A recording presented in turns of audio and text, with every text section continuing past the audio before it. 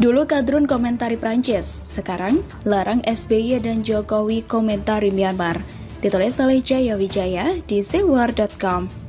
Tidak pernah terbayangkan dalam hidup penulis akan membela SBY.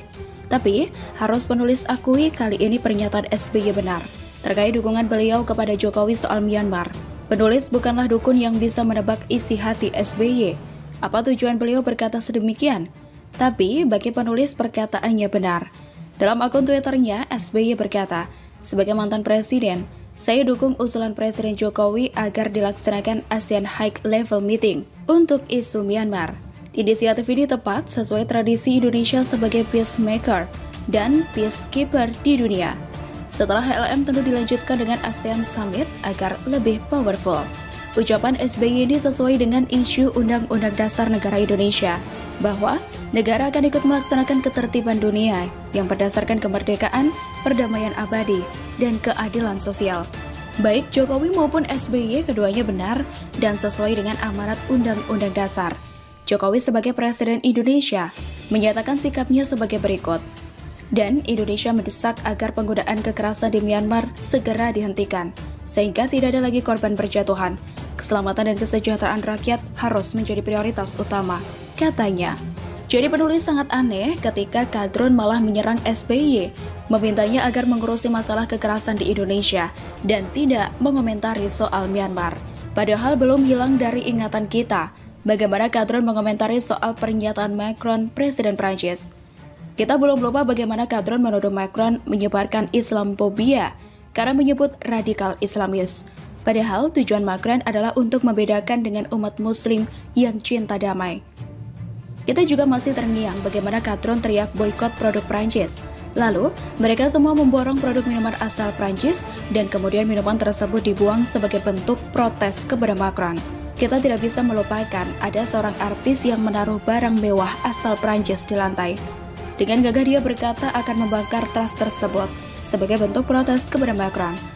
Namun kemudian tas tersebut tidak jadi dibakar. Memang konyol sih, tapi bagaimanapun Kadrun sudah bersikap. Jadi kenapa Kadrun begitu protes ketika SBY dan Jokowi bersikap juga terhadap permasalahan di luar negeri? Jelas jawabannya adalah karena hal tersebut tidak berhubungan dengan kepentingan kelompoknya. Bagi Kadrun, kebenaran itu tidak mutlak. Tapi kebenaran itu standarnya adalah kepentingan kelompok. Ini yang dinamakan dengan standar ganda.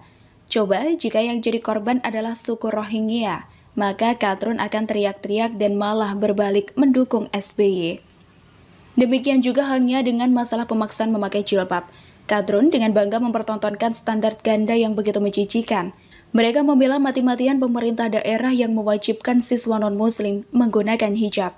Namun, mereka menentang keras pelarangan burka di Sri Lanka walaupun itu demi keamanan. Baik Sri Lanka, Myanmar, dan Prancis adalah sama-sama masalah luar negeri.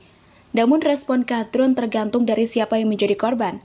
Kasus Prancis malah jauh lebih parah, karena jelas-jelas yang jadi korban bukanlah dari pihak mereka. Apalagi juga mendengar alasan Kadrun bahwa di negara Indonesia juga terjadi kasus kekerasan, sehingga tidak perlu mengomentari kasus kekerasan di Myanmar. Padahal mereka teriak kencang bahwa Macron menyebarkan Islamophobia di tengah kasus intoleransi dan penindasan kepada minoritas di Indonesia. Sudah banyak rumah ibadah ditutup, sudah banyak rumah ibadah minoritas dibakar, sudah banyak pula yang menjadi korban kekerasan karena intoleransi. Jamaah Ahmadiyah dan Syiah banyak yang diusir dari tempat tinggalnya, bahkan banyak yang meninggal karena darahnya dihalalkan. Kadrun diam dan bahkan membela FPI, salah satu ormas yang menghalalkan pembunuhan terhadap jemaah Ahmadiyah. Sedangkan di Prancis tidak ada umat muslim yang menjadi korban. Yang terpenggal justru warga negara Prancis, sehingga Macron mengeluarkan pernyataan untuk membela rakyatnya. Tapi Kadrun begitu kepanasan dan bahkan memaksa Jokowi untuk memberikan kecaman terhadap Macron. Lalu sekarang ketika terjadi pembunuhan terhadap 220 rakyat Myanmar, Kadrun melarang Jokowi dan SBY untuk memberikan pernyataan sikap. Kejadian di Myanmar yang banyak korban, Kadrun melarang Jokowi dan SBY untuk komentar dengan alasan masih banyak kasus kekerasan di Indonesia. Sedangkan kasus Prancis, Kadrun rame-rame memaksa Jokowi untuk komentar. Walaupun masih banyak intoleransi di Indonesia dan tidak ada korban jiwa muslim di sana, sungguh standar ganda dipertontonkan terang-terangan di sini. Begitulah kura-kura. Pepo bikin mangkrak Hambalang, Bibip bikin mangkrak jalannya peradilan. Tukang mangkrak, ditulis oleh Abu Daeng Al-Makassari di SeaWorld.com. Saya dipaksa, didorong, dihinakan. Ini hak asasi saya sebagai manusia. Teriak Rizik yang sedang memainkan drama tersolimi. Apa? Tersolimi? Ah, mirip Pepo ya? Jangan-jangan memang satu tempat pengajian semua makhluk ini. Jadinya memainkan drama tersolimi. Cuma bedanya Rizik kata-katanya kasar. Kelihatan model bentukan pendidikannya. Kalau Pepo, wow, sok gentleman, sok berwibawa, dan sok bijaksana. Perhatikanlah kata-kata Pepo beberapa waktu lalu berikut. Barangkali karena kesalahan dan keserakahan kita dalam menjaga dan menggunakan sumber-sumber kehidupan selama ini, membuat ekosistem dan tatanan kehidupan berubah. Akibatnya, kita menghadapi bencana alam, bencana kesehatan, dan bencana kehidupan secara bersamaan. Begitu kata Pepo, sebagaimana Rizik, Pepo lupa bahwa masa pemerintahannya yang 2 periode itu telah menggasak banyak hutan-hutan dan sumber daya alam. Apakah ada upaya penyelamatan di masanya agar sumber daya alam itu benar-benar terjaga, sehingga saat ini bencana yang tidak terjadi? Pepo boleh tua, tapi ingatannya masih ada. Terbukti saat Partai Demokrat pindah ke kubu Muldoko. Ia pun ingat masa lalunya saat jadi presiden. Ia ingat Muldoko pernah menjadi bawahannya. Tapi ia mungkin pura-pura lupa bahwa di masa pemerintahannya kasus korupsi Hambalang dan Senturi adalah kasus yang paling terbesar. Bahkan, media luar negeri mencatatnya ada dugaan pencucian uang sebanyak 147 triliun. Wow, kakak, hutang negara bisa kelar tuh. Jadi sangat besar kerusakan yang diperbuat kan? Sumber daya alam dan sumber daya keuangan. Cek, prihatin, Tuhan tidak suka. Pepo sangat egois ketika mendapatkan kekuasaan. Rizik sangat arogan ketika leluasa karena punya backing. Persekusi marak, intoleransi makin tinggi. Dan pada sisi kekuasaan 10 tahun itu, perampokan sumber daya alam pun kronis. Dampaknya terasa hingga kini. Barangkali inilah orang yang dimaksud telah melakukan banyak dosa. Dosa karena melakukan tindakan anarkis intoleransi yang membangkitkan ekstremisme atau kadronisme. Dan dosa karena kerakusan yang tak pernah kenyang dengan kekayaan yang sudah digasak selama berkuasa dan pasca berkuasa. Kedua orang ini ingin dikenang sebagai orang yang paling hebat. Pepo ingin dikenang sebagai presiden terbaik sepanjang sejarah Indonesia. Dan Rizik ingin dikenang sebagai imam besar sampai penjuru negeri. Mereka ingin dikenang sebagai pahlawan. Tapi ternyata apa yang dilakukannya tak bisa dikenang. Malah banyak cacian dan hinaan. Terhina karena perbuatannya sendiri. Rakyat muak melihat tingkah mereka. Dalam persidangan, Rizik mengeluarkan kata-kata kasar, melawan hakim. Bukti tidak patuh pada negara. Jadi, kalau dulu pernah ada tuduhan bahwa Rizik mau melakukan makar, maka bisa jadi ada benarnya. Di pengadilan saja ia berteriak-teriak dan tidak patuh pada aturan. Bagaimana dengan konstitusi negara?